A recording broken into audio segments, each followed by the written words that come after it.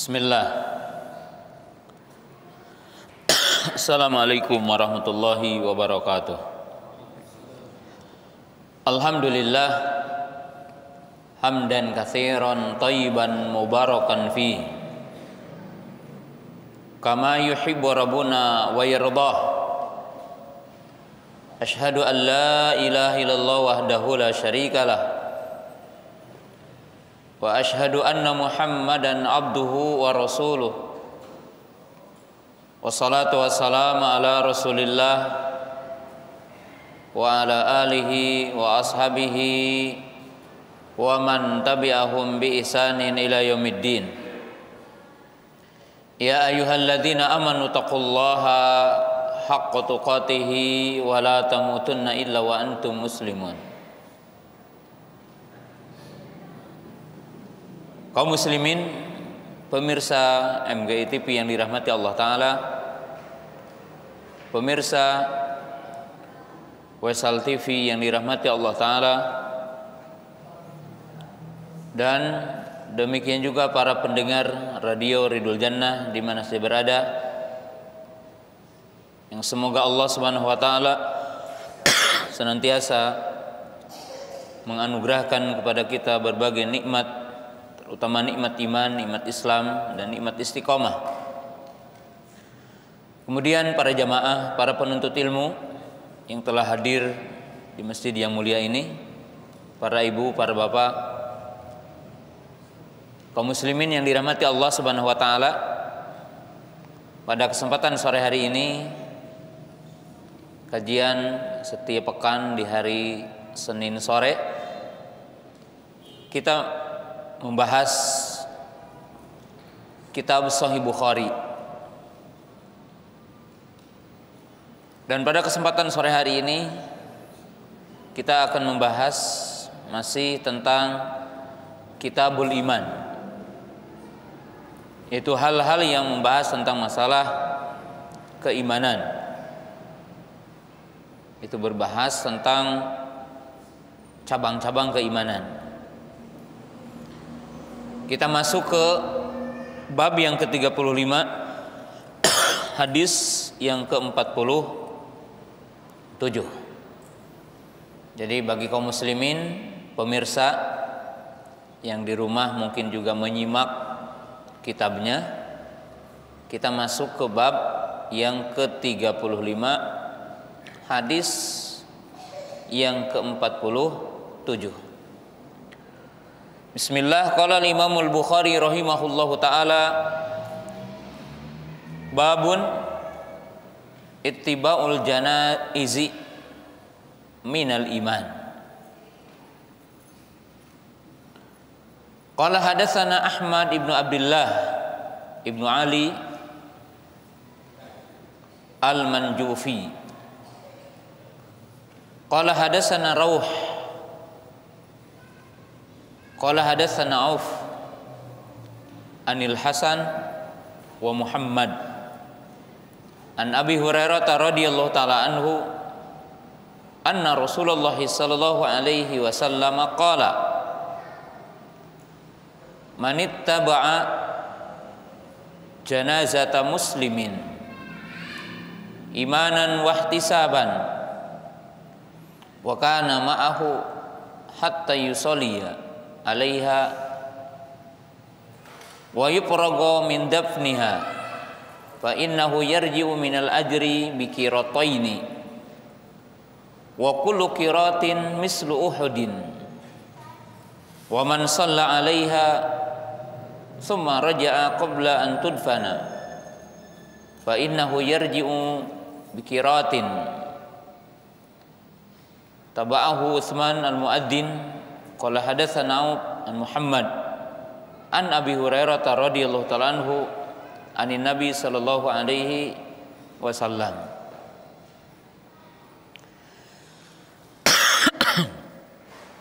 Bab yang baru, yaitu bab yang ke-35, hadis ke-47. Bab ini dan hadis ini sebagai bab terakhir yang disebutkan oleh Imam Bukhari ketika menyebutkan tentang cabang-cabang iman. Jadi hadis nomor 47 dan bab yang ke-35 ini sebagai bab terakhir yang disebutkan oleh Imam Bukhari ketika menyebutkan tentang cabang-cabang iman. Cabang-cabang iman yang telah disebutkan oleh Imam Bukhari sangat banyak, dari mulai sholat, puasa, sholat malam, sholat pada malam Lailatul Qadar, dan yang lain-lainnya yang telah kita bahas ya di dalam kitab Sahih Bukhari ini. Dan Imam Bukhari menyebutkan tentang mengikuti jenazah bagian dari iman, disebutkan sebagai poin terakhir dalam kitabnya ini, dalam bab tentang cabang-cabang iman. Karena tentunya mengikuti jenazah atau jenazah ini akhir dari kehidupan dunia. Jadi akhir dari kehidupan dunia, akhir dari interaksi dunia, maka disebutkan juga sebagai perkara terakhir. Jadi sebagai perkara terakhir. Nah, kita lihat di sini bab mengikuti jenazah bagian dari iman, atau bahasa kita mengantarkan jenazah bagian dari iman. Yang dimaksud mengantarkan jenazah yakni min ahlihi ila qabrihi atau ila akhiri dafnihi.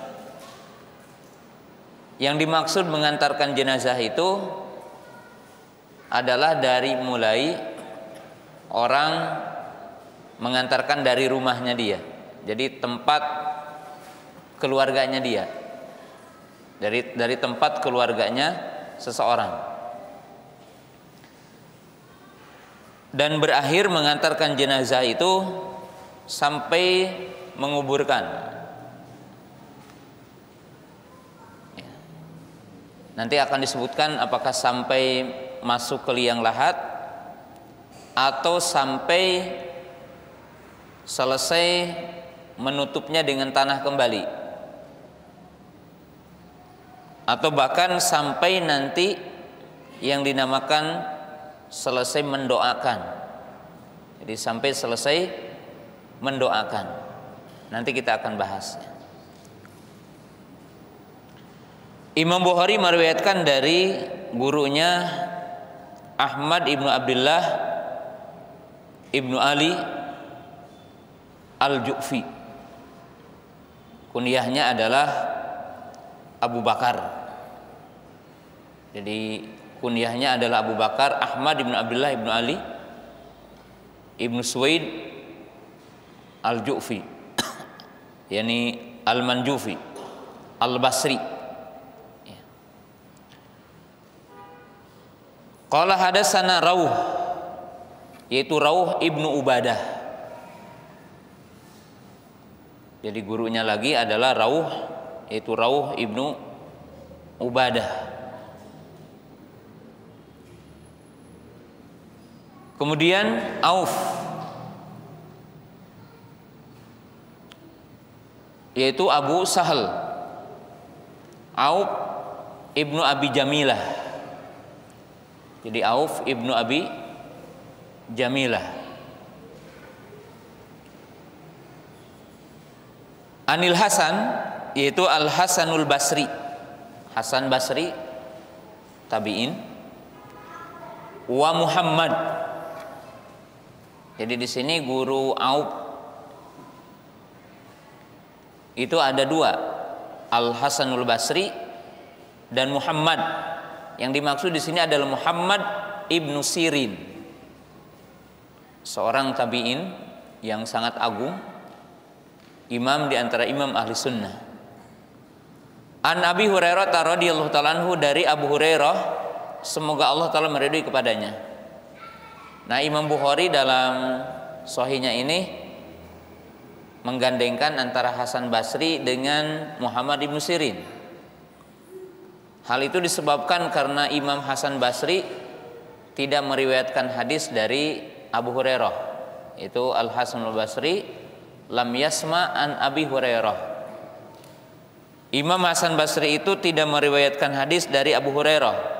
Maka kalau Imam Bukhari meriwayatkan hadisnya lewat Hasan Basri dari Abu Hurairah, maka dianggap riwayatnya munqati, riwayatnya terputus, sehingga tidak dianggap sahih. Maka disertakanlah Muhammad ibnu Sirin, di mana Muhammad ibnu Sirin beliau mendengar hadis dari Abu Hurairah.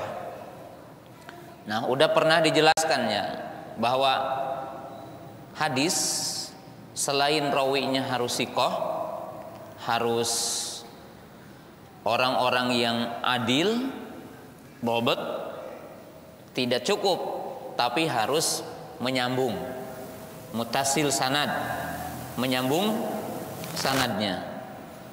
Nah, kalau Hasan Basri jelas imam hadis, kemudian thiqah imam, tapi tidak mendengar dari Abu Hurairah, maka tetap dikatakan hadisnya munqati, hadisnya terputus dan dhaif. Ya, kalau meriwayatkan lewat itu, maka Imam Bukhari menyertakan Muhammad ibnu Sirin karena Muhammad ibnu Sirin mendengar dari Abu Hurairah. Qala anna Rasulullah sallallahu alaihi wasallam yaqul, bahwasanya baginda Rasulullah sallallahu alaihi wasallam bersabda, manitaba'a janazata muslimin, siapa yang mengantarkan atau mengikuti jenazah seorang muslim, imanan wahtisaban, dengan dasar iman, wahtisaban, dan berharap pahala dari Allah, dalam arti dia mengimani tentang disyariatkannya. Ihtisab artinya dia mengharapkan pahala dari Allah. Wa kana ma'ahu hatta yusalliya 'alaiha wa yufragu min dafniha, dan dia tetap bersama jenazah sampai ia menyolatkannya dan sampai menguburkannya. Fa innahu yarji'u minal ajri bi qirataini, maka dia akan kembali dengan membawa pahala 2 qirat. Jadi siapa yang mengantarkan jenazah sampai menyolatkan dan menguburkannya, maka dia akan kembali dengan pahala 2 qirat. Wa kullu qiratin mislu Uhudin, dan 1 qiratnya besar pahalanya seperti gunung Uhud gitu. Ya, mungkin kalau digambarkan di Tasikmalaya seperti gunung Galunggung gitu. Cuma di waktu itu ya artinya ya gunung yang paling terkenal di Madinah, yang paling besar adalah gunung Uhud. Wa man shalla 'alaiha tsumma raja'a qabla an tudfana fa innahu yarji'u bi qiratin, dan barang siapa yang mengantarkan sampai menyolatkan saja, maka dia akan kembali, artinya dia kembali sebelum menguburkan, maka dia akan kembali dengan 1 qirat saja. Jadi dia akan kembali dengan 1 qirat saja. Kaum muslimin, pemirsa yang dirahmati Allah Subhanahu wa taala, inilah hadis ya yang dibawakan oleh muallif ya dalam bab yang mulia ini, yaitu bab yang ke-35, hadis ke-47, mengantarkan jenazah bagian dari iman. Ya. Kaum muslimin jamaah yang dirahmati Allah Ta'ala, nah, kita akan bahas hadis yang mulia ini, yaitu hukum mengantarkan jenazah. Tadi udah disebutkan bahwa mengantarkan jenazah itu bagian dari iman, artinya bagian dari cabang iman. Kemudian disebutkan dalam hadis ini bahwa pahala mengantarkan jenazah itu besar, bukan amalan yang dianggap sepele gitu ya. Bahwa dalam hadis Abu Hurairah ini, siapa yang mengantarkan jenazah sampai menyolatkannya dan sampai selesai menguburkannya, maka ia akan mendapatkan 2 kirot pahalanya, dan 1 kirotnya seperti sebesar gunung Uhud. Ya, berarti pahalanya besar gitu. Dan barang siapa yang mengantarkan jenazah seorang muslim hanya sampai menyolatkan saja, maka dia dapat pahala 1 kirot. 1 kirot tadi berapa? Sebesar gunung Uhud. Ya.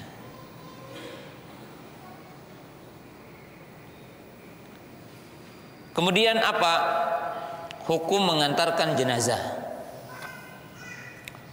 Hukum mengantarkan jenazah orang mukmin adalah fardu kifayah. Jadi hukumnya adalah fardu kifayah. Jadi berdosa kalau ada sekelompok orang muslim menelantarkan jenazah seorang muslim. Jika tidak ada yang menguburkan, jika tidak ada yang memelihara, maka semua umat Islam di tempat itu berdosa.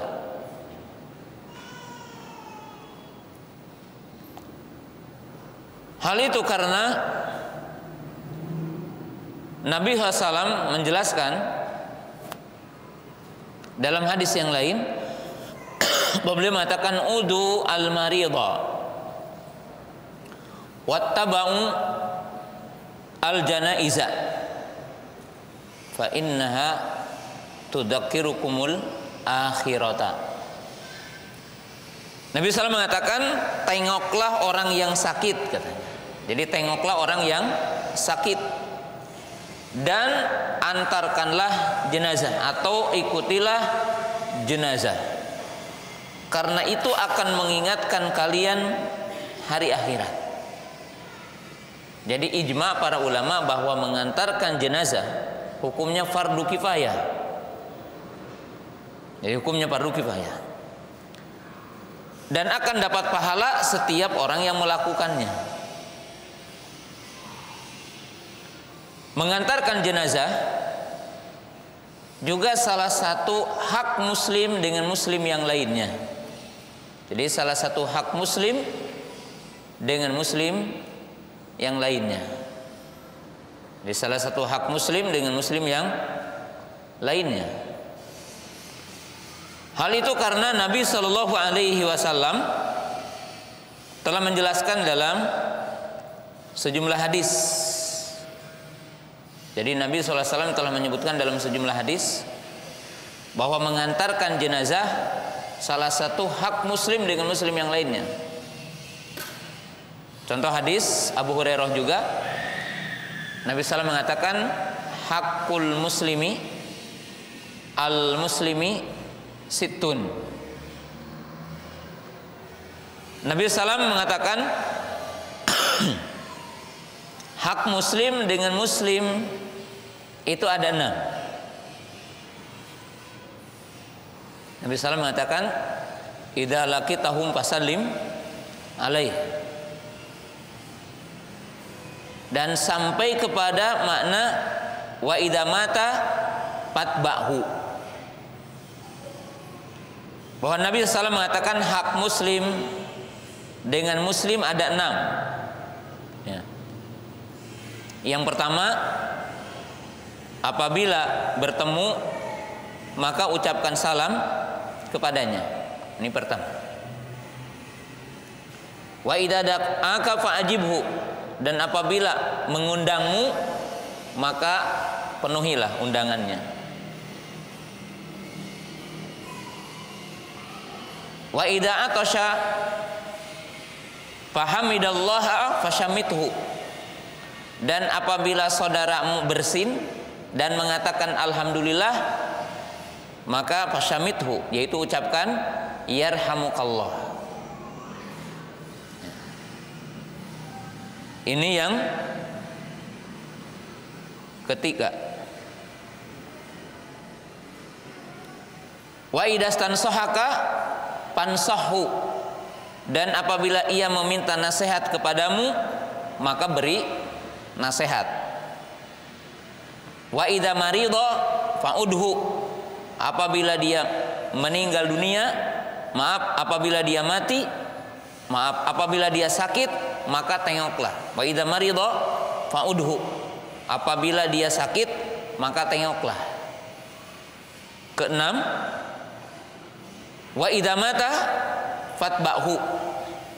Apabila ia meninggal dunia, maka antarkanlah jenazahnya.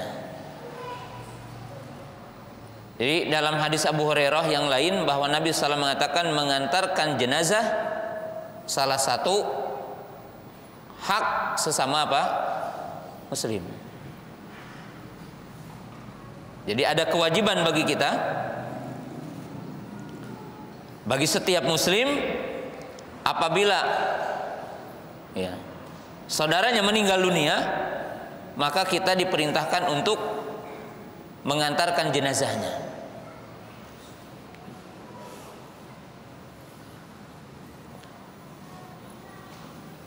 Yang ketiga, mengantarkan jenazah salah satu sebab amalan yang akan mengantarkan orang ke surga. Jadi bukan sepele. Mengantarkan jenazah itu salah satu amalan yang bisa mengantarkan orang ke surga. Terutama apabila berkumpul dalam sehari 4 amalan. Salah satunya mengantarkan jenazah. Jadi mengantarkan jenazah adalah satu amalan yang bisa mengantarkan orang ke surga. Terutama jika amalan itu disertai dengan 3 amalan lain atau berkumpul 4 amalan dalam sehari.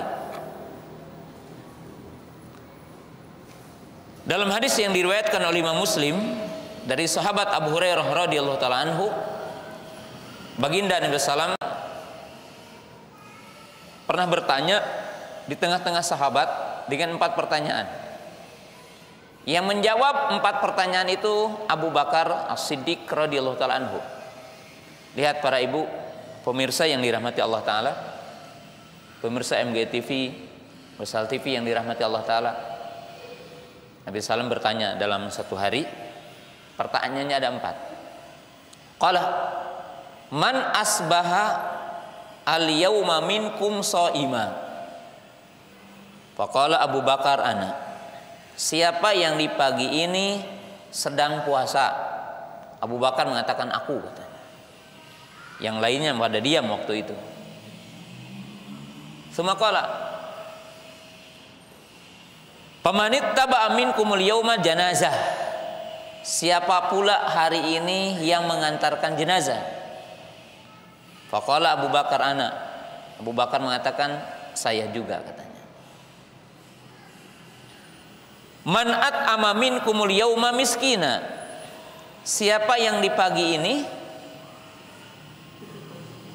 di hari ini telah memberi makan kepada orang miskin. Faqala Abu Bakar ana. Kata Abu Bakar saya juga, katanya. Faqala man ada minkumul yauma maridha. Siapa yang hari ini di antara kalian telah menengok orang sakit? Faqala Abu Bakar ana. Saya juga, katanya. Faqala Nabi sallallahu alaihi wasallam majtama'na fimri'in illa dakhala jannah. Tidaklah amalan-amalan yang tadi berkumpul pada seseorang kecuali ia akan masuk surga. Jadi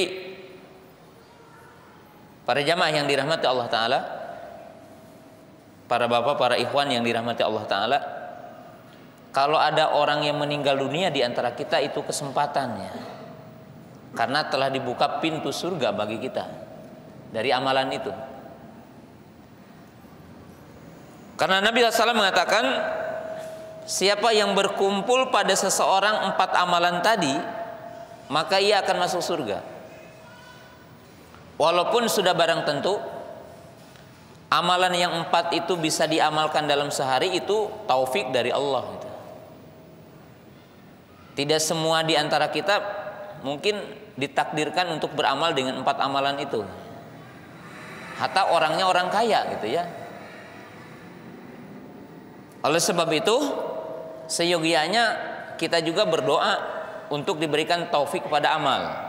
Salah satunya setelah sholat subuh ya. Mau dibaca ketika tasyahud, boleh gitu ya. Kita berdoa, Allahumma inni as'aluka ilman nafi'an wa rizqan thayyiban wa amalan mutaqabbala. Jadi minta kepada Allah agar diberikan taufik untuk beramal. Ya. Karena berkumpulnya 4 amalan ini dalam sehari tidak selamanya kita dapatkan. Ada taufik dari Allah. Harus ada taufik dari Allah. Lihatlah dalam hadis yang lain, baginda Nabi SAW mengatakan, man yuridillahu bihi khairan ista'malahu. Faqala qail kaifa ista'maluhu ya Rasulullah? Qala an yuwafiqahu 'alal 'amali sholihi qabla wafatihi. Siapa orang yang dikehendaki Allah berada dalam kebaikan, maka dia diberikan taufik kepada amal soleh sebelum wafatnya. Nah, coba kita mungkin merenungkan sedikit ini tentang 4 amalan ini. Orang yang menjaga puasa Daud, puasa Senin Kamis, itu akan lebih besar peluangnya. Umpamanya di hari Senin, ya, atau di hari Kamis, atau pas puasanya ketika kita puasa Daud, maka ditakdirkan di hari Senin ada orang yang meninggal dunia, imam tetangga atau kerabat atau teman, tapi jauh, tapi teman kita.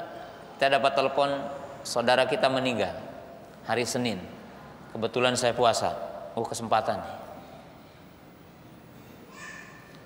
Kalau orang sakit, kalau orang miskin tinggal dicari gitu ya. Setiap hari ada gitu ya, orang yang butuh bantuan gitu. Kalau tidak ada orang sakit ya tinggal ke rumah sakit. Kita kunjungi rumah sakit, kita tengok ya. Berarti dalam sehari berkumpul 4 amalan tadi. Puasa, mengantarkan jenazah, menengok orang sakit, dan memberi makan kepada orang miskin. Nah, ini amalan dianggap sepele oleh kita, tapi pahalanya besar. Di antara amalan yang bisa mengantarkan orang ke surga. Ya. Maka jamaah yang dirahmati Allah Subhanahu wa taala, ini keagungan, kemuliaannya. Ya. Bahkan kita juga ingat ya, bahwa Nabi SAW mengatakan tentang menengok orang sakit, bahwa selama orang itu berada dekat temannya, dia mendoakannya, maka orang itu berada di taman surga, berada di Riyadul Jannah, di taman surga. Ketika orang itu berada di samping orang yang sakit, mendoakan, memotivasi untuk sehat, memberikan dorongan optimis gitu ya untuk sehat, diperingatkan juga akan dekatnya kematian agar dia beristighfar kepada Allah. Nah, kemudian jamaah yang dirahmati Allah Ta'ala,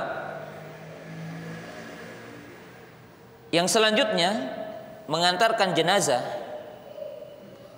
Nabi SAW mengingatkan kita bahwa di antara keutamaan mengantarkan jenazah, mengingatkan orang kematian. Ya. Salah satu hikmah mengantarkan jenazah, sebagaimana dinyatakan dalam hadis yang tadi, udu al-maridha wattaba'u al-janazata tudzakirukumul maut. tudzakirukumul akhirata. Nabi SAW mengatakan, tengoklah orang sakit dan antarkanlah jenazah, karena sesungguhnya itu akan mengingatkan kalian hari akhir. Ada ungkapan para ulama, kita ungkapkan dengan bahasa Sunda, lamun jalma geus teu bergerak hatina pas ningali kematian, jangan diharap orang itu bisa dinasehati dengan lisan. Kalau ada orang hatinya tidak bergeming, hatinya tidak luluh, hatinya tidak goyah, artinya dalam maksiat, dalam keburukan, ketika ia melihat kematian, maka jangan diharap bahwa hatinya akan bergerak ketika dia dikasih lisan. Karena ketika dia udah melihat kuburan saja tidak bergeming hatinya gitu. Maka jangan diharap bahwa dia adalah bisa akan bertaubat itu. Dan baginda Rasulullah SAW juga menjelaskan dalam hadis yang lain, kuntu nahaitukum an ziyaratil kubur fazuruha fa innaha tudzakirukumul mauta. Nabi SAW mengatakan, dulu kami melarang kalian berziarah kubur ketika masih dianggap imannya belum kuat, karena takut melakukan banyak kesyirikan di kuburan itu, meminta kepada penghuni kubur, menyembah penghuni kubur. Lalu aku mempersilahkan kalian untuk ziarah kubur, dan itu akan mengingatkan kalian kematian. Maka ziarah kubur yang paling utama itu bukan apa yang dipahami oleh kita hari ini adalah rekreasi religi itu. Dan ziarah kubur adalah bukan tujuan utamanya mendoakan penghuni kubur. Karena penghuni kubur bisa didoakan kita di mana saja. Tujuan utama ziarah kubur bukan sekedar mendoakan penghuni kubur. Karena penghuni kubur bisa didoakan kita di masjid, kita di rumah, di mana saja kita doakan penghuni kubur akan sampai dan berpengaruh doa kita. Tapi ziarah kubur yang paling utama yang diingatkan oleh Nabi SAW adalah mengingatkan kita akan mati gitu. Bahwa kita akan seperti dia. Akan seperti dia. Maka orang tidak boleh ke kuburan meratap-ratap. Tapi mengingatkan iman yang ada dalam hatinya akan adanya kematian, akan adanya azab kubur atau nikmat kubur, dia harus tahu gitu. Maka tadi dikatakan tudzakirukumul akhirata, itu akan mengingatkan kalian hari akhir ya. Jadi mengingatkan kalian hari akhir. Dan ini berkaitan dengan dengan mengantarkan kuburan. Jadi di sini dibahas bahwa pertama adalah hukumnya fardu kifayah. Dia adalah merupakan hak seorang sesama muslim. Dia adalah merupakan sebab orang masuk surga. Kemudian mengantarkan ke kuburan mengingatkan apa? Kematian. Nah.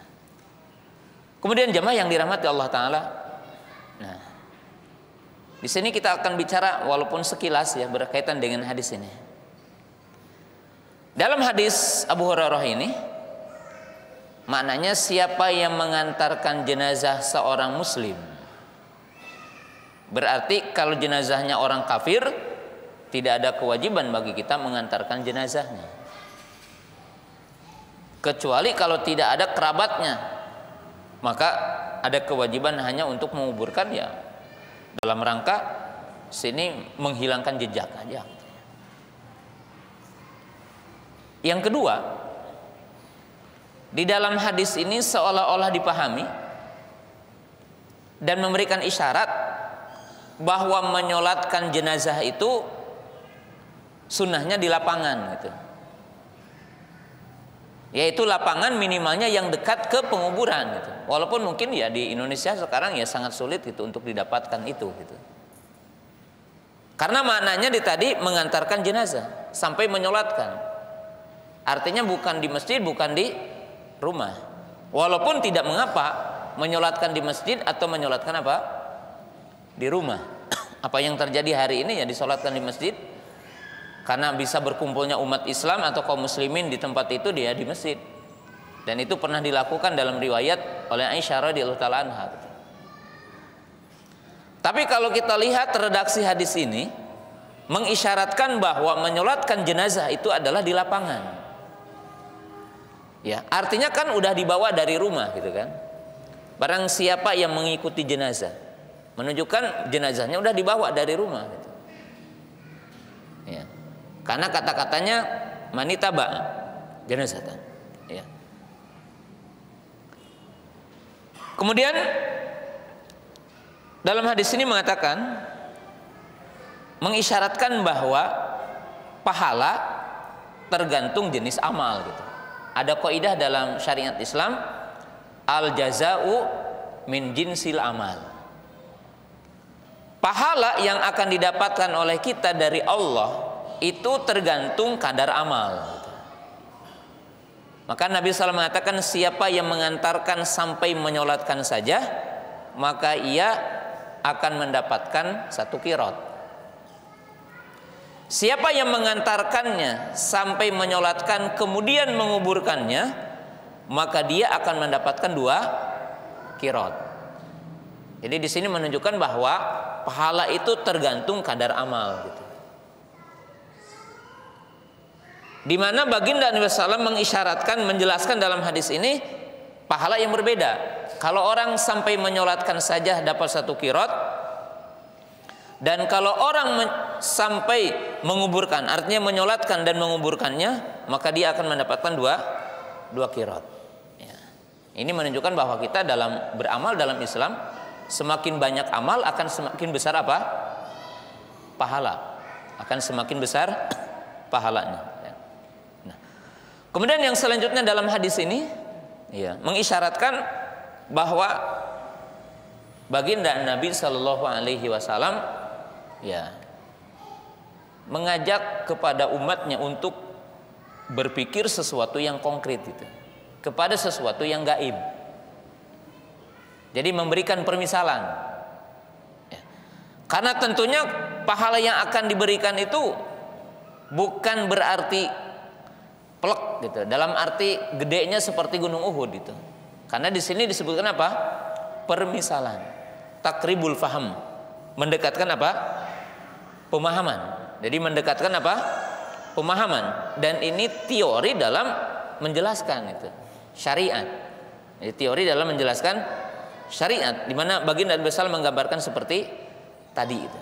Artinya beliau mengatakan qiraat, 1 qiraat itu seperti sebesar gunung Uhud. Mislu jabali Uhudin. Nah, kemudian perumpamaan menyebutkan Jabal Uhud ya, juga tentunya apa yang konkret di saat itu. Artinya di saat ketika Nabi SAW berbicara itu di depan para sahabat, di depan para sahabat, dalam arti pahala untuk orang yang mengantarkan jenazah itu bukan kadarnya gunung Uhudnya, tapi menunjukkan besarnya gitu. Jadi menunjukkan apa? Besarnya. Begitu besarnya pahala mengantarkan jenazah. Ya. Nah, kaum muslimin, pemirsa yang dirahmati Allah Subhanahu wa taala, ya. Mengantarkan jenazah dianjurkan untuk dipercepat.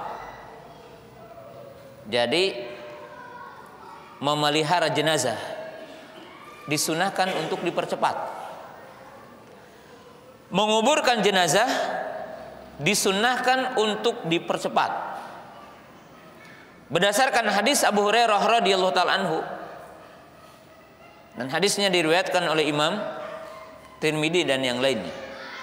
Qala Nabi sallallahu alaihi wasallam, asri'u bil janazati fa in taku salihah fa khairun tuqaddimunaha Wa in yaku siwa dzalik fasyarrun tadaunahu ala riqabikum. Nabi SAW mengatakan, percepatlah mengurus jenazah. Artinya termasuk mengantarkan jenazah. Jika dia orang soleh, maka berarti kita juga mempercepat dia bertemu dengan kebaikan yang ada di alam kuburnya, kenikmatan-kenikmatan di alam kuburnya ya. Mereka akan cepat. Dan demikian sebaliknya. Ya. Jadi dalam mengantarkan jenazah, mengurus jenazah, memandikan, mengkapani, ya, menyolatkan, kemudian menguburkan, itu disunahkan dipercepat. Jangan ditangguhkan itu. Ya, jangan apa ditangguhkan. Itu lebih afdal. Jadi lebih afdal dipercepat. Ya. Mempercepat apa? Memandikan, menyolatkan, mengkapani tentunya, mengkapani, menyolatkan dan menguburkan. Itu disunahkan untuk cepat. Kemudian termasuk mengantarkan jenazah itu disunahkan untuk berjalan cepat. Asri'u. Bahkan dalam riwayat-riwayat yang lain sampai diriwayatkan bahwa para sahabat itu menyisakan debu ketika mereka mengantarkan jenazah. Jadi bekas kaki-kaki mereka berdebu itu ya, ngepul debunya karena cepat itu. Ya. Ya, mungkin kalau hari ini orang mengantarkan jenazah dengan diatur langkahnya gitu. Ya, sunnahnya dipercepat itu. Sunnahnya apa? Dipercepat. Ya. Sebagaimana sunnahnya, hukum asal sunnahnya bahwa jenazah itu dipikul. Karena dalam hadis dikatakan baina aktafikum, jadi dipikul di antara pundak-pundak kalian. Karena itu lebih untuk mengingatkan kematian. Nah, makanya di dalam hadis dikatakan kan, barang siapa yang memandikannya maka dia mandi, dan barang siapa yang memikulnya maka dia wudu. Ya. Bagaimana hukumnya sekarang mengantarkan jenazah pakai gerobak atau pakai ambulan gitu? Ya. Hukum asal sunnahnya dipikul, terutama ya kalau diprediksi tempatnya dekat gitu ya. Tapi kalau tidak memungkinkan, tempat penguburannya udah jauh gitu ya, maka memakai kendaraan atau juga memakai gerobak itu perkara yang dibolehkan gitu. Tapi mengantarkan dengan berjalan kaki kemudian dipikul itu lebih afdal, karena akan lebih mengingatkan orang itu tentang kematiannya. Dan orang yang mengantarkan jenazah, jika dia berjalan kaki, maka boleh dia berada di kanan, di kiri, di belakang atau di depan. Walaupun menurut sebagian para ulama mengatakan kata-kata itaba'a, maka yang terafdal tetap di belakang. Tapi yang naik kendaraan, maka itu seyogianya untuk di belakang. Jadi orang yang berjalan kaki itu boleh ya, dia untuk berada di kanan, di kiri atau di depannya ya, atau di belakangnya. Sebagian para ulama mengatakan dengan kalimat ittaba'a, maka itu lebih tepat kalau dia di belakangnya. Jadi kalau dia di belakangnya, karena itu lebih tepat itu dengan kata-kata ittaba'a. Adapun bagi orang-orang yang naik kendaraan, maka itu di belakang. Sebagaimana dijelaskan dalam hadis Mughirah bin Syu'bah, ar-raqibu yasiru khalfal janazah wal mashi haitsu sya'a minha, khalfaha amamaha an yaminiha wa an yasariha qariban minha. Nabi SAW mengatakan orang yang berkendaraan itu selamanya di belakang. Jadi orang yang bawa mobil, naik motor dan yang lainnya. Sedangkan orang yang berjalan, bagaimana dia mau? Boleh di belakang, boleh di depan, boleh di kanan, boleh di kiri, tapi dekat dengannya. Jadi diusahakan dekat. Kenapa? Ya tadi mengingatkan apa? Kematian. Jadi mengingatkan bagi kita adalah kematian. Nah, kemudian yang selanjutnya timbul pertanyaan nih. Bolehkah untuk wanita mengantarkan jenazah? Ya. Ibu-ibu mengantarkan jenazah. Di sini para ulama berbeda pendapat. Ya. Ada yang mengatakan tidak boleh bagi perempuan mengantarkan jenazah. Sebagian para ulama mengatakan boleh dengan mengambil keumuman hadis yang tadi. Kuntu nahitukum an ziyaratil kubur fazuruha fa innaha tudzakkirukum maut. Dulu aku melarang untuk berziarah kubur dan sekarang silahkan, karena itu akan mengingatkan kalian kematian. Sebagian para ulama mengatakan tidak boleh wanita mengantarkan jenazah, dengan sebab ada hadis Ummu Atiyah yang berbunyi, nahana Rasulullah anit tibai al janaiz, bahwa Nabi Shallallahu Alaihi Wasallam melarang kami, katanya, untuk mengikuti jenazah. Walam yu'zim alaina. Ya. Jadi sebagian para ulama mengatakan makruh, tidak boleh bagi wanita mengikuti jenazah, mengantarkan jenazah. Jadi ada dua pendapat. Lalu yang mengatakan tidak boleh wanita mengantarkan jenazah berdasarkan hadis Ummu Atiyah, karena ada beberapa hikmah katanya. Kenapa wanita tidak seyogianya mengantarkan jenazah? Dia sabar aja di rumah gitu ya. Ada beberapa hikmah kenapa wanita dilarang mengantarkan jenazah. Pertama, bahwa wanita itu lemah hatinya gitu ya, dan juga lemah sikapnya. Takut dia melakukan niyahah. Niyah itu apa? Orang yang berlebih-lebihan dalam meratapi kematian, sampai mencakar-cakar mukanya, merobek-robek bajunya, kemudian dia mengangkat suaranya menangis gitu, histeris gitu. Itu namanya niyahah. Raf'u saut indal buka, yaitu mengangkat suara ketika dia menangis. Maka ditakutkan kalau wanita itu, terutama mungkin kerabat yang paling dekat, suaminya meninggal, anaknya meninggal, ketika dia ke penguburan, maka dia melakukan yang dilarang. Tadinya dia ingin melakukan sesuatu yang sunnah gitu, umpamanya, ternyata dia melakukan yang haram. Maka Nabi SAW melarang wanita untuk apa? Mengantarkan jenazah. Itu yang pertama. Yang kedua, bahwa ditakutkan ikhtilat, bercampurnya laki-laki dengan perempuan di situ. Artinya ya mungkin ada fitnah gitu bagi laki-laki kalau sekarang para perempuan di situ. Ya. Perempuan di situ.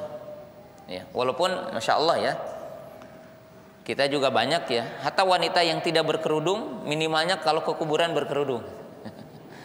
Ya, biasa kan hatta mungkin di cerita-cerita film gitu ya. Kalau ke kuburan itu tiba-tiba pakai baju yang menutup apa? Aurat. Kalau lepas dari kuburan dibuka lagi gitu ya. Jadi salah satu hikmahnya tadi ditakutkan terjadi apa? Ikhtilat. Terjadi apa? Ikhtilat. Maka sebagian para ulama mengatakan tidak boleh. Ya. Jadi pemirsa yang dirahmati Allah Taala, para pendengar radio Ridul Jannah. Jadi di sini para ulama berbeda pendapat. Ada yang mengatakan boleh, ada yang mengatakan tidak boleh. Nah, atau mengambil jalan tengah. Sebagian para ulama mengambil jalan tengah. Ya. Salah satu jalan tengahnya ada beberapa kaul. Pertama, jangan keseringan. Artinya di situ menunjukkan kalau kali-kali tidak mengapa. Ya. Yang kedua, kalau diperkirakan tidak mampu menahan emosi, kondisi, maka seyogyanya bagi wanita ya di rumah saja. Karena ditakutkan ketika dia itu mengantarkan jenazah, maka dia melakukan hal-hal yang tidak diperintahkan oleh syariah ataupun bahkan dilarang oleh syariah. Nah, adapun hukum-hukum yang lainnya dibahas di babnya nanti, ya, tentang adab bagaimana mengantarkan jenazah dan sebagainya. Kita cukup dengan hadis yang berkaitan dengan judul saja, gitu ya. Tidak sampai kepada semua masalah kita bahas hari ini, gitu ya. Karena tentunya waktunya, gitu ya. Hadis yang setelahnya. Bismillah, qala al-mu'allif rahimahullahu taala, babul khaufil mu'mini an yahbita amaluhu wa huwa la yash'uru. Qala Ibrahim at-Taimi, aradu qawli ala amali illa khashitu an akuna mukadzibah. Wa qala Ibnu Mulaikah, adraktu salasina min ashabi Nabi sallam kulluhum yakhafuna nifaqa ala nafsihi. Ma minhum ahadun yaquluna innahu ala imani Jibril wa Mikail. Wa yadhkuru anil Hasan ma khafahu illa mu'min wa la aminahu illa munafiq. Wa ma yuhdharu minal israri ala nifaqi minal isyani min ghairi taubah. Liqaulillahi ta'ala wa lam yusirru ala ma fa'alu wa hum ya'lamun. Qala Imam Al-Bukhari rahimahullah taala, haddatsana Muhammad ibnu Ar'arah qala haddatsana Syu'bah an Zubaid qala sa'altu Aba Wa'il anil Murji'ah qala haddatsani Abdullah anna Nabi sallallahu alaihi wasallam qala shibabul muslimi fusukun wa qitaluhu kufrun. Ya. Kaum muslimin pemirsa yang dirahmati Allah taala, ya. Kita akan membahas hadis ini, dan bab ini bab ke-36. Bab ke-36, hadis ke-47. Sebelum kita membuka pertanyaan. Setelah selesai Imam Bukhari menyebutkan tentang cabang-cabang iman dengan memberikan contoh-contoh dari sekian cabang iman,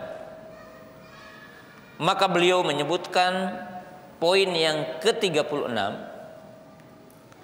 mengungkap bantahan kepada kaum Murji'ah. Jadi mengungkap bantahan kepada kaum Murji'ah.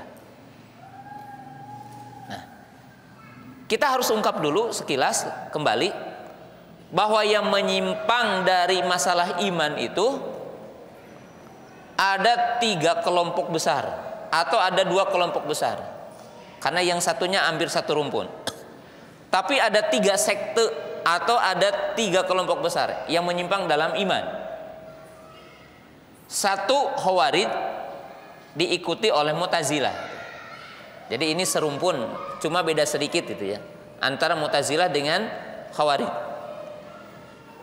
Yang kedua atau ketiga adalah Murji'ah, kaum Murji'ah. Nah, orang Murji'ah, sekali lagi, mereka yang mengatakan amal bukan bagian dari iman. Jadi kaum Murji'ah itu kelompok yang mengatakan amal tidak termasuk pada iman. Kemudian mereka mengatakan iman itu satu, tidak bercabang iman itu. Dan derajat orang beriman pun sama menurut mereka. Jadi di sini pahami dulu, 1, mereka mengatakan amal bukan bagian dari iman. Itu pertama. Yang kedua mengatakan iman tidak bertingkat-tingkat. Iman tidak punya cabang. Iman itu satu gitu. Yang ketiga mereka mengatakan ahlul iman, Orang-orang beriman derajatnya sama gitu. Sampai mereka mengatakan imannya Jibril sama dengan imannya kita, imannya Abu Bakar sama dengan imannya kita gitu. Itu dalam ungkapan orang-orang Murji'ah. Yang keempat, mereka mengatakan bahwa maksiat tidak mempengaruhi iman. Jadi kalau orang melakukan maksiat, ya tetap dianggap imannya sempurna gitu, menurut mereka gitu. Ini 4 pemahaman orang Murji'ah yang paling pokok. Ya. Jadi sekali lagi orang Murji'ah mengatakan, pertama, amal bukan masuk dari iman. Kedua, iman itu tidak bercabang. Iman itu satu. Ya. Kemudian orang beriman juga tidak bertingkat-tingkat. Orang iman satu. Sampai mereka mengatakan imannya Jibril sama dengan imannya kita. Imannya Abu Bakar sama dengan imannya kita. Yang keempat, mereka mengatakan maksiat tidak mempengaruhi iman. Orang melakukan maksiat tetap imannya sempurna menurut mereka. Lawannya adalah orang Khawarij. Orang Khawarij mengatakan pelaku maksiat kafir, kekal di neraka. Jadi orang Khawarij mengatakan pelaku maksiat, dia mengatakan kafir, kekal di neraka.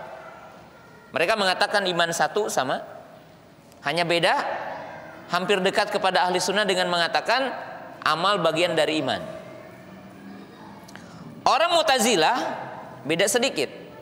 Mereka mengatakan bahwa pelaku maksiat di dunia bukan mukmin, bukan kafir. Manzilatun baina manzilataini. Jadi pelaku maksiat itu tidak dikatakan kafir, tidak dikatakan mukmin, tapi manzilatun baina manzilataini. Tapi di akhirat sama kata orang Khawarij, kekal di neraka. Kata para ulama, akal orang Khawarij lebih cerdas ketimbang orang Mu'tazilah gitu. Karena tidak mungkin orang kecuali apa? Kafir atau mukmin gitu kan.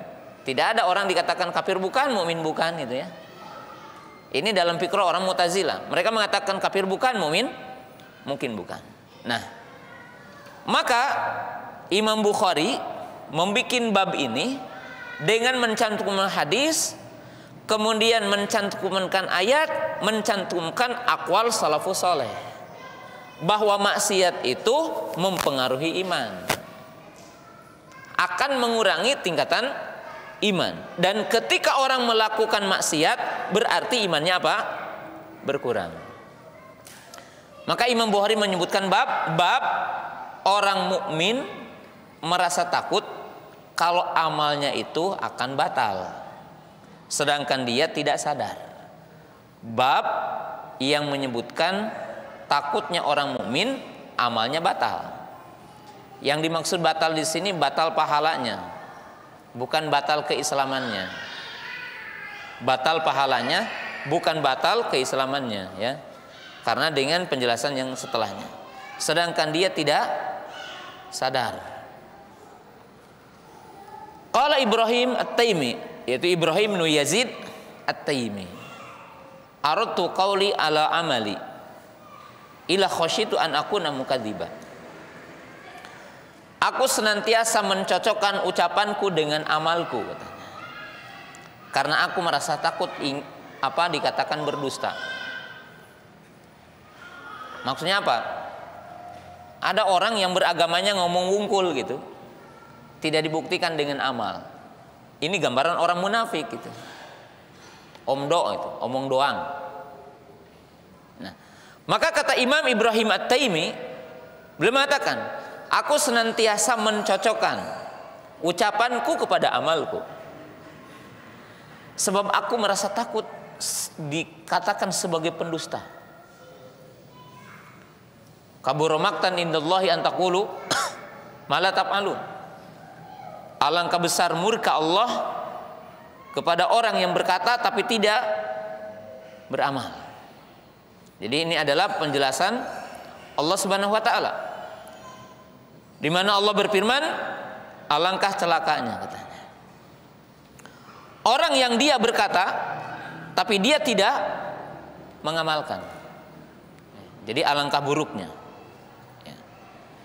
Dan tentunya ini adalah sifat orang munafik.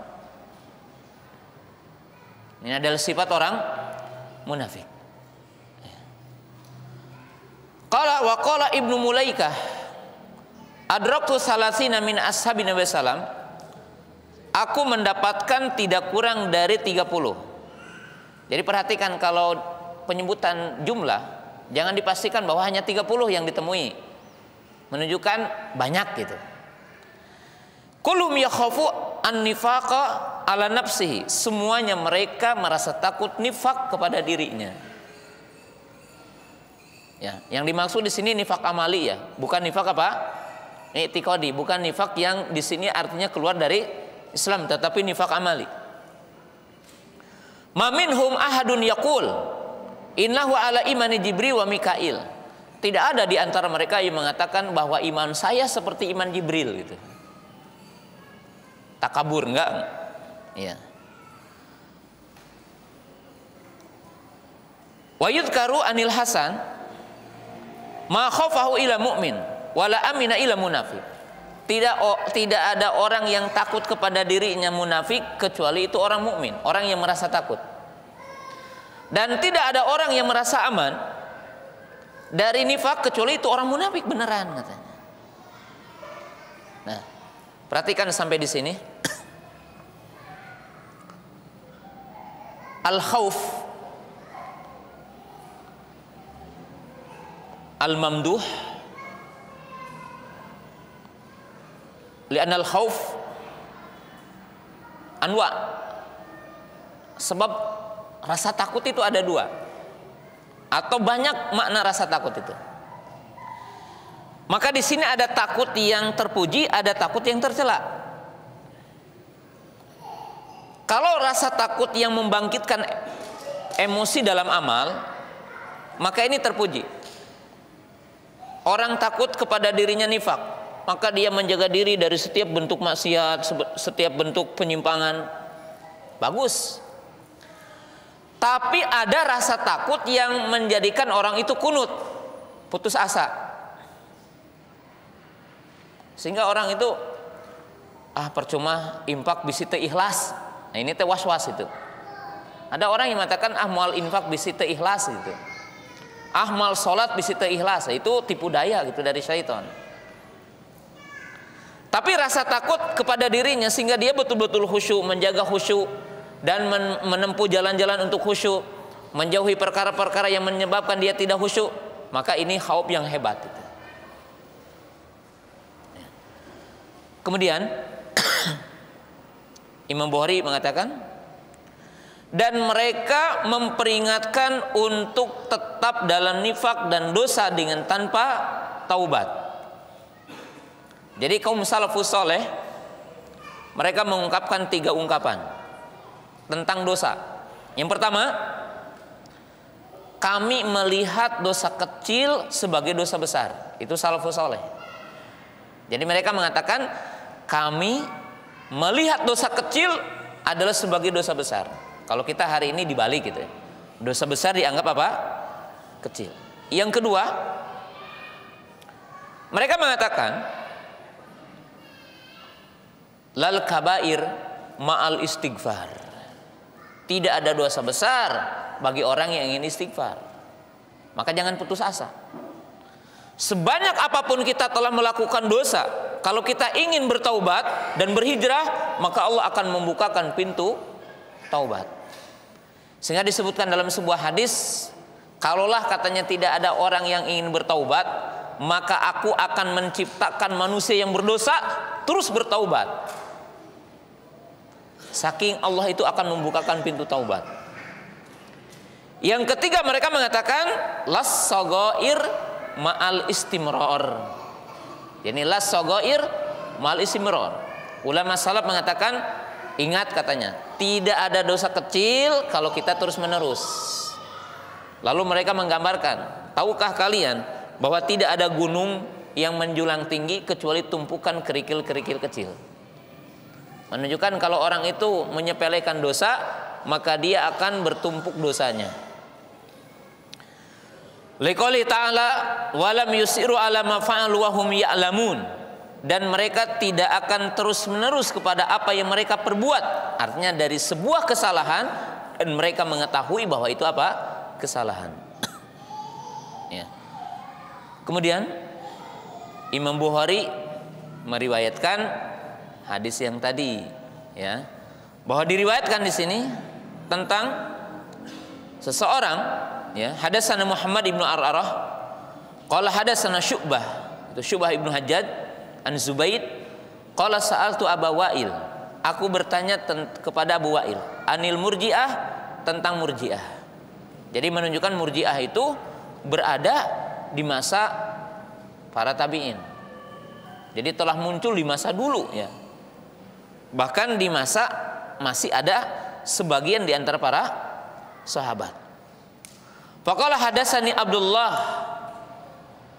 anna Nabi sallallahu qala, bahwa Nabi sallallahu bersabda, sibabul muslimi fusukun wa qitaluhu kufrun.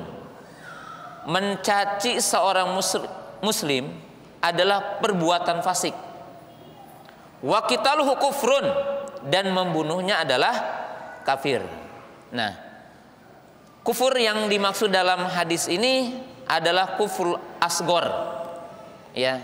Tapi para ibu, para bapak yang saya hormati, pemirsa yang dirahmati Allah Ta'ala, kalau kita membaca ungkapan para ulama, syirik kecil bukan dosanya kecil, ya. Kufur kecil bukan berarti selamanya dosanya apa? Kecil. Karena definisi syirik kecil itu setiap syirik yang tidak masuk kepada syirik besar, dan itu akan bertingkat-tingkat.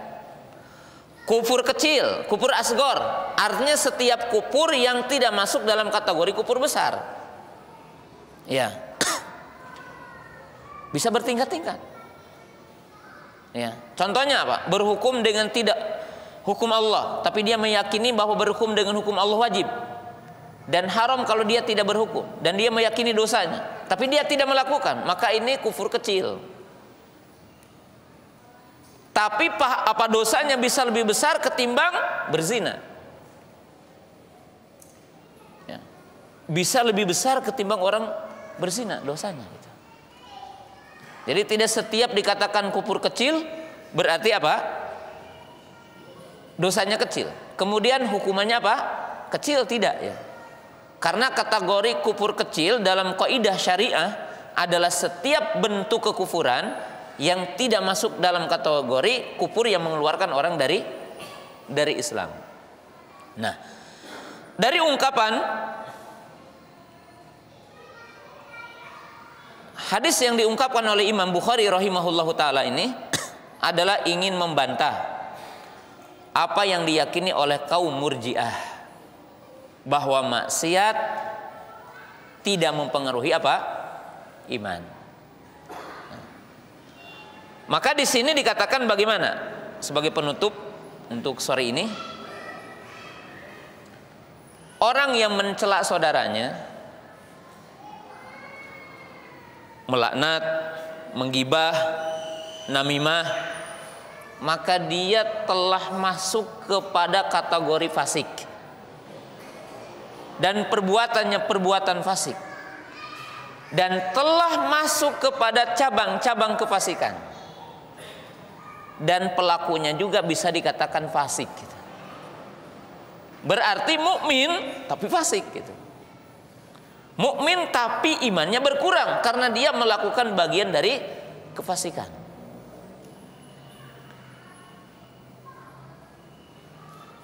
Dan dalam hadis ini menunjukkan ketika Nabi sallallahu alaihi wasallam mengatakan waqitaluhu kufrun, dan membunuhnya kafir, berarti ada orang mukmin yang pada dirinya ada cabang kekafiran tapi tidak kafir dalam arti keluar dari Islam. Sekali lagi, berdasarkan hadis ini menunjukkan bahwa ada orang mukmin yang pada dirinya ada cabang kekafiran walaupun dia tidak dikatakan kafir keluar dari Islam. Ya. Maka di sini dikatakan dimungkinkan orang mukmin itu ada mukmin yang sempurna. Dia tidak melakukan cabang-cabang kekafiran, tidak melakukan cabang-cabang kefasikan, tidak melakukan cabang-cabang kemunafikan. Dia dinamakan dengan istilah al-mu'minul mutlak, mukmin yang sempurna. Kalau dalam ayat dikatakan yaitu as-sabiquna bil khairat, orang-orang yang segera kepada kebaikan, melaksanakan perintah, menjauhi larangan, melaksanakan mustahab, menjauhi yang makruh. Ini sempurna. Tapi ada kondisi yang kedua yang dinamakan dolimul nafsi, orang yang mendolimi dirinya. Siapa orang yang mendolimi dirinya? Adalah orang-orang mukmin yang dia melakukan bagian-bagian cabang dari kekufuran, cabang-cabang dari kemunafikan, cabang-cabang dari kefasikan, cabang-cabang dari kedoliman. Maka dalam hadis ini sebagai bantahan kepada orang Khawarij, juga bantahan kepada orang Murji'ah. Bantahan kepada orang Khawarij, tidak setiap orang melakukan cabang kekafiran berarti dia kafir. Dalam keyakinan ahli sunnah dikatakan mukmin naqisul iman. Juga bantahan kepada orang Murji'ah yang mengatakan maksiat tidak apa-apa, tidak mempengaruhi iman. Tidak, itu salah, itu menyimpang, itu keliru. Orang yang melakukan bagian dari penyimpangan maka bisa dapat label dari bagian-bagian penyimpangan. Ya. Kita katakan orang ini apa? Fasik. Sampai Nabi SAW mengatakan pada dirimu ada bagian dari jahiliyah, pada dirimu ada bagian dari kemunafikan. Nabi SAW pernah mengatakan inna mafika umruun jahiliyah, pada dirimu ada bagian jahiliyah. Maka di sini dikatakan mukmin naqisul iman, mukmin tapi imannya apa? Kurang. Dan ini bantahan kepada orang Murji'ah, sekaligus juga bantahan kepada orang-orang Khawarij yang mengatakan bahwa melakukan maksiat langsung dikeluarkan dari Islam. Maka ahli sunnah mengatakan mukmin naqisul iman, orang mukmin tapi imannya apa? Berkurang. Sampai di sini pembahasan kita di sore yang berbahagia ini. Mudah-mudahan bermanfaat dan kita akan ketemu lagi di pekan depan. Terima kasih kepada seluruh pemirsa yang telah menyimak kajian di sore yang berbahagia ini berkaitan dengan Sahih Bukhari. Subhanakallahumma bihamdika asyhadu an la ilaha illa anta astaghfiruka wa atubu ilaik. Assalamualaikum warahmatullahi wabarakatuh.